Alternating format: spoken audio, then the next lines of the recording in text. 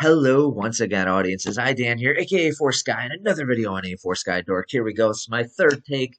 Let's get going. Dragon's Dogma 2 review. We're going to start off with the intro. Let's get going with the Dragon's Dogma 2 gameplay intro.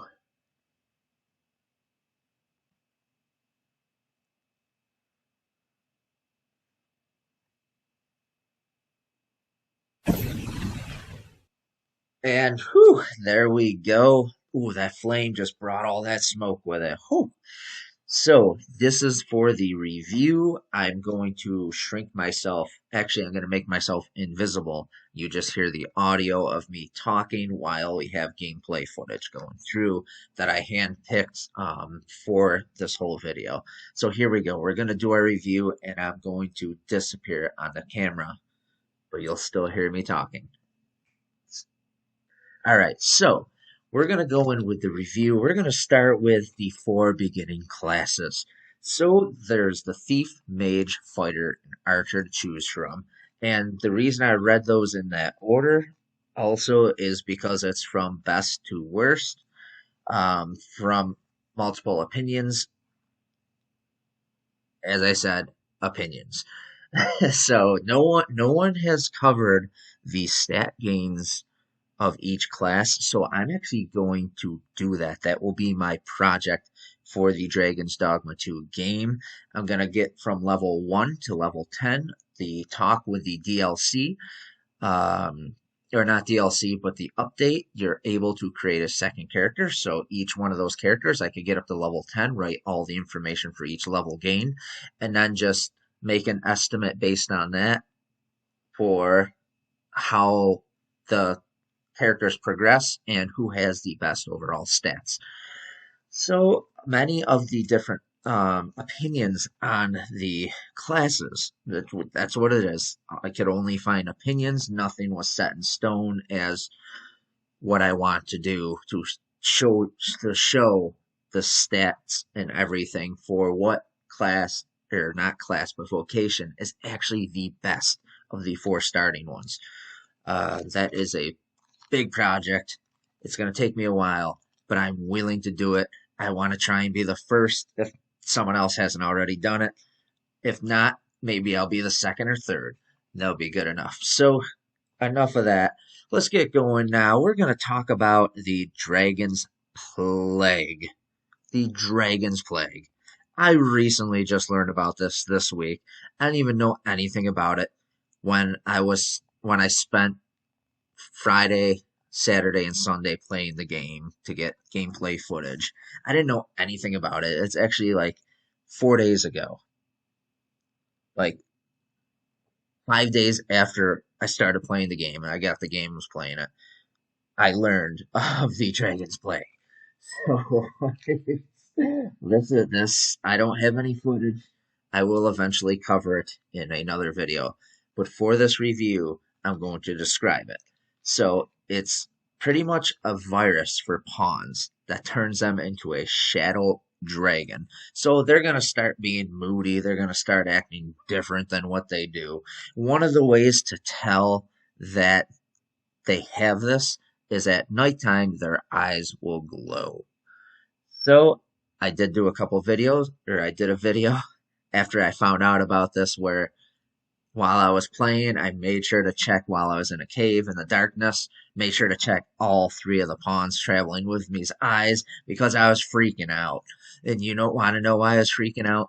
Because this virus causes when you sleep in any town overnight, it goes to a cutscene where the pawn turns into the shadow dragon and just murders everything. Doesn't matter if the character is important to the storyline or not, they get murdered by this shadow dragon. Alright, so on a better note, we're going to talk about some added features of this game from the first to this one. So, the added features, there's pawn improvement. The pawns are not as annoying. They're not annoying like they were in the first game, where they just won't shut up and they always give your position away to the enemies. This time, they don't do that. And they're actually more strategic with when they talk.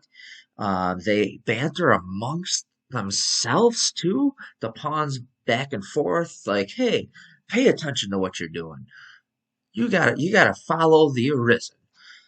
And like don't wander off, stuff like that they say to each other. So they kind of keep each other in check, and it's funny listening to the banter of what they have to say to the other one of the pawns has to say to the other pawns. And then the response, sometimes you get a response to what one of the pawns said by the pawn that they're speaking to. So that's a cool feature they added. I like it.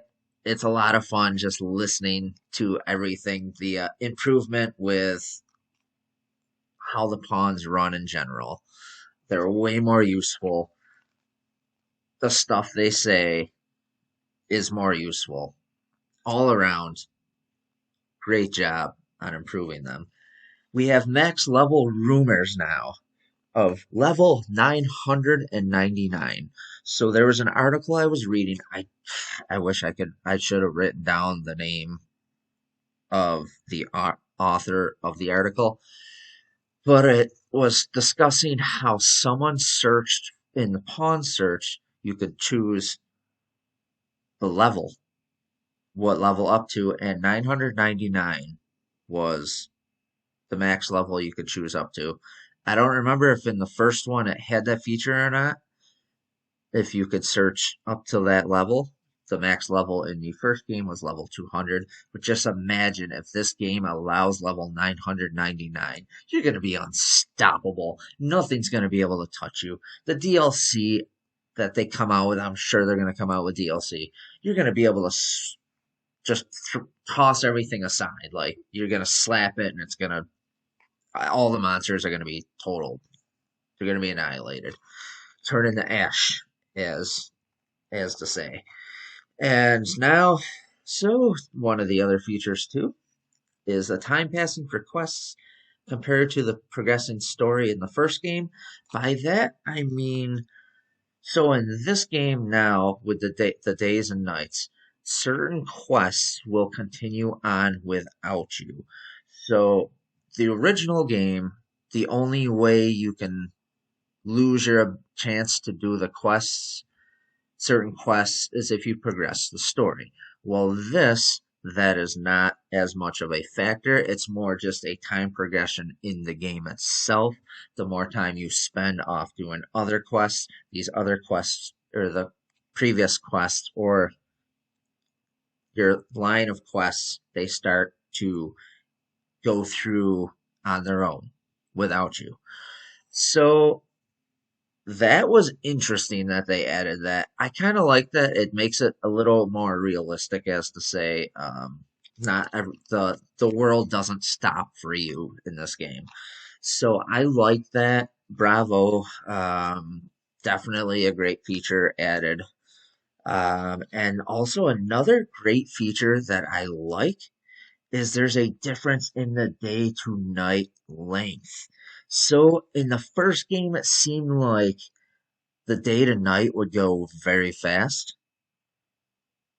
It's almost like it was twice as fast as in this game. This game seems to have slowed it down so you could experience the nighttime longer if you want to travel during the night, or the daytime longer if you want to travel during the day. And there's many missions that require to do during the night or during the day. So it gives you extra time to be able to do those missions. That you could only do during certain times of the day. So now we're going to head off to my overall ratings. All right. So the 4K, amazing on my 4K Bravia TV. Or is it Bravo? No, it's Bravia. Bravia? Bravia? I don't remember how to say it exactly, how to pronounce it. But my Sony TV with the PS5 is awesome. 10 out of 10 for the graphics rating. Everything seems to run smoothly. Every once in a while, there's a little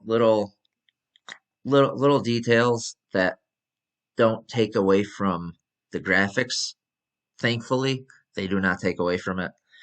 So the graphics overall, in my opinion, 10 out of 10. I love them. You could definitely tell that they used pretty much everything the PS5 is capable of graphics wise. Now we're going to go into the gameplay rating. So, unlike the first game, the gameplay was fantastic. I loved it. It has so much fun. I'm still in the process of playing it and doing videos on it. I could cover it forever. The first game, cover every detail, every aspect of it. That gameplay is a 10 out of 10.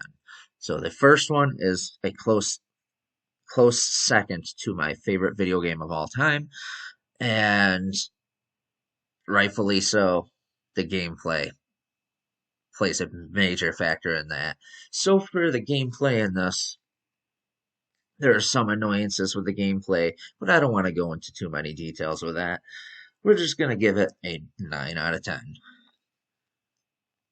So now, with the story, from what I've played, I've spent 12 hours playing this game. The story's good. I enjoy it. It moves at a good pace. There's twists and turns. The first one, the twists and turns don't come till the end. Really, there's small twists and turns throughout the story of the first Dragon's Dogma, but not till the end does a big twist happen. This, it's like, what's going on? What's this? What's that? There's a fake Arisen. Are they real? Is there two Arisens? Is there a fake Arisen? What is going on? There's only supposed to be one Arisen at a time. There's no way there could be a second one, right? I haven't played enough of the gameplay, so I don't know. I haven't finished the story. I don't know if there is actually a second Arisen and somehow the world flipped on itself and two exist at once. That is yet to be determined from what I've played. And I don't want to throw in what other people have said. I'm doing the review based on information that I've gathered by playing the game and a little bit of information I gathered outside of the game to help increase my experience. And I'm sharing that stuff to hopefully increase your experience while you play it. So the story rating, I'm going to give it a 9.5 out of 10 from what I've played. I'm pretty sure I'm halfway through the story and I'm enjoying it. I'm definitely enjoying it. It's progresses, as I said, it progresses at a good pace. I'm enjoying the story a little bit better than the first one, a little bit better than the first game. So, anyway, without further ado, we're going to give our overall rating with those three ratings. Graphics rating, 10 out of 10. Gameplay rating, 9 out of 10. Story rating, 9.5 out of 10. With an overall rating of 9.5 out of 10. Where the original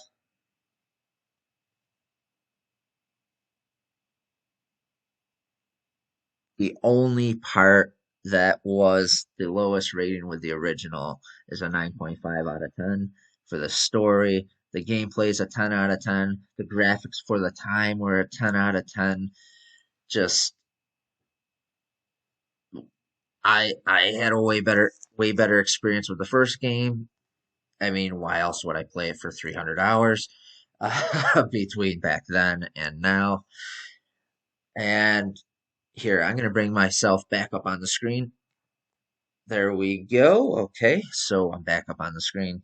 Um, Overall, the second game, I'm enjoying it. I'm having fun with it. I did burn myself out the first day when I played it for 6.5 hours. I'm not really one to sit down and play a game for that long anymore. I get burnt out from playing it. I like to sit down, play an hour, walk away, have some food, go do something else, come back, play another hour.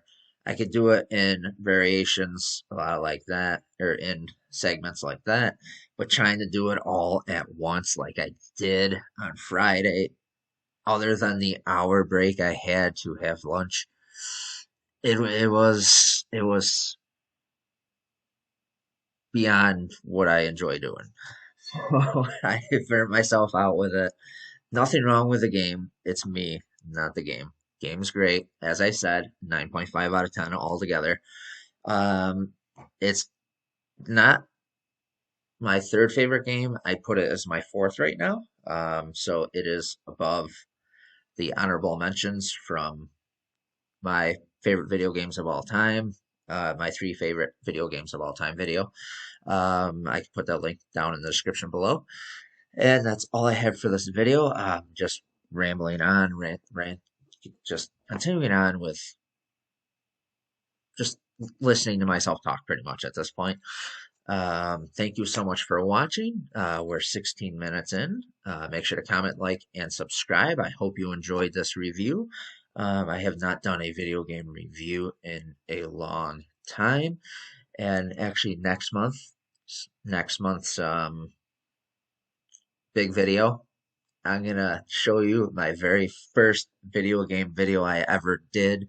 It was an angry video game nerd style game or gameplay video with me and you'll know when you see it. Not as good as Angry Video Game Nerd, but I tried. I tried with what I had, technology wise and everything. I thought it came out pretty good. I am a little embarrassed with how I acted it. It's very different. That was 16 years ago. So it was a long time ago. And I had longer hair. The girls loved the hair, okay? That's why I had it. It was in. All the girls thought it was cute. 20-year-old me. So anyway, I hope you have a nice day, morning, evening, night, afternoon. I don't know why I struggled to say that. We'll see you in the next video. And let's do the outro and make sure to right here watch this video. Ooh, check the video. Look at that. Look at that video. That is a wonderful video. I think you should check it out. Subscribe. You can subscribe too. Oh, for more videos? Ah, yeah. That'd be great. I'd much appreciate it.